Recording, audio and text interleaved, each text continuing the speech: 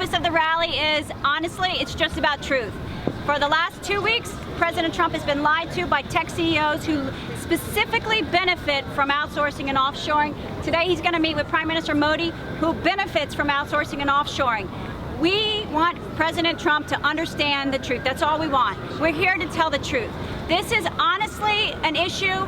It is not a left or right. It's not conservative and liberal. It is haves and have-nots.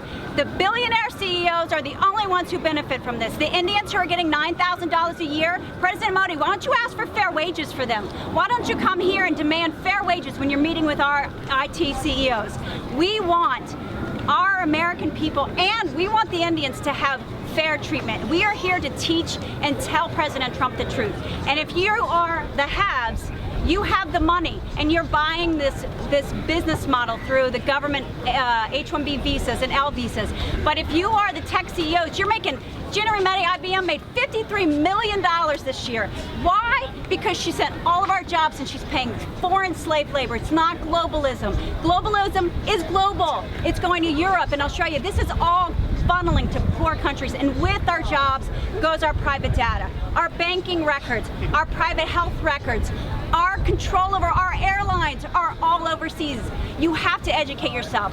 The have-nots, we outnumber the haves. We together can make the change. We can't afford it, they pay for it. But the have-nots together as a people, we can make the difference. And guess what? The haves didn't vote for President Trump. The haves didn't want President Trump there. It was the have-nots that got him there, and the haves didn't even believe we could get him there.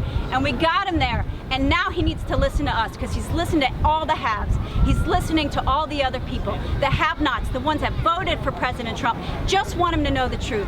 We're not asking for a favor. We're not a bunch of American spoiled workers asking for a favor. We're asking for fairness. We're asking to be treated fairly, and we're asking to have other people treated fairly.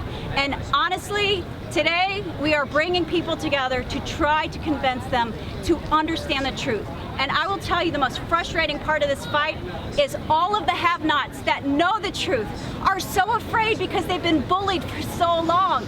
They're blackballed from the industry. There's no jobs for them. The salaries are dead because it's been going on for over a decade, and I get that. But if you don't speak out, you are siding with the haves. If you don't stand up, you are on the side of the haves because you're listening to them. You're being bullied by them. We need all of the American people who know the truth to stand together against this, because we have got to start a movement. This movement has been very low and very small for a very long time, and it's not going to get anywhere until the bullied victims get to stand up and be strong together. So I am here. I want to give everybody an opportunity to talk that actually knows what's going on, who knows the truth, and we just honestly today want to beg President Trump to give us a chance to just tell him the truth, and to give us a chance as the have-nots to come together and make our voice heard.